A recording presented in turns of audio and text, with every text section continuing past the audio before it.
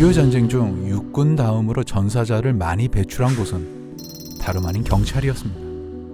경찰은 전쟁 초기 국군과 함께 북한군과 맞서 싸웠고 전선이 안정된 후에는 후방의 치안 유지 임무를 수행했습니다.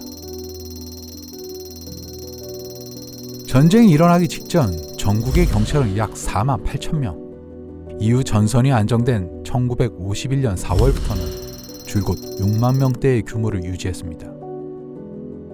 경찰관들은 전사뿐만 아니라 납치, 실종 등으로 큰 피해를 입었습니다.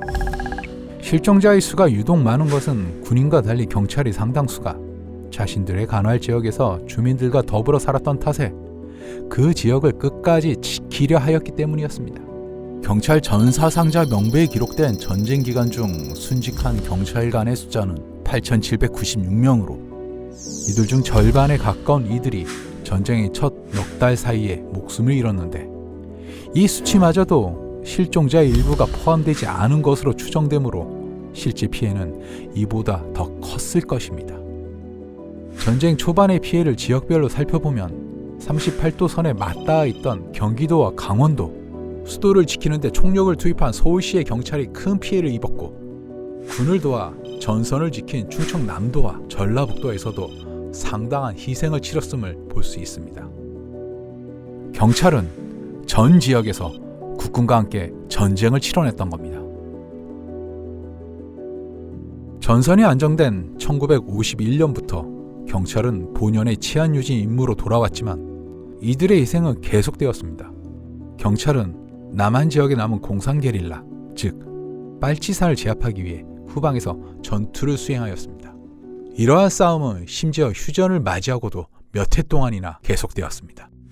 한편 군인과 함께 전쟁을 견뎌낸 이들 중에는 국군과 유엔군의 보급품을 수송하는 이들, 즉 노무자들이 있었습니다. 이들은 1950년 7월 보국대로 시작하여 이듬해 6월 유엔군 사령부의 한국 노무단으로 개편되었고, 그 규모는 휴전 즈음까지 약 10만 명 규모였습니다. 그러나 안타까운 점은 당시 군과 함께 전선을 누볐던 노무자들이 얼마나 많이 희생되었는지 알 수가 없다는 것입니다. 한국 노무단 개편 이래 기록된 희생자는 4,500여 명인데, 이 수치에는 노무자들이 겪었던 가장 가혹한 시기, 즉 전쟁 첫 1년 동안의 희생이 반영되지 않았습니다. 어쩌면 수천 명에 달할지도 모를 이 미지의 희생은 아마도 영원히 우리 역사의 그림자 아래 남아있을 것입니다. 마지막으로 군인과 마찬가지로 전투에 참여하였던 이들, 바로 유격부대가 있습니다. 1951년 초 유엔군 사령부는 북한 지역의 민간인들이 모여 만든 유격부대를 조직해 적의 후방을 교란하고 요인들을 탈출시키는 역할을 맡겼습니다. 이들은 흔히 제8240 부대라는 이름으로 알려졌습니다. 유격부대는 정전협정 체결 직전 2만여 명까지 성장하며 크게 활약하였지만, 이들의 신분이 현역 군인이 아니었기 때문에 오랫동안 적절한 예우를 받지 못하였습니다.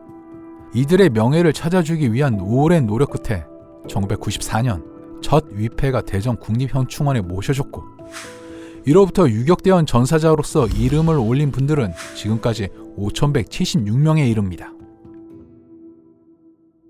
지금까지 국군의 전사자, 그리고 이들과 함께 싸웠으나 주목을 받지 못했던 이들의 희생에 대해 살펴보았습니다.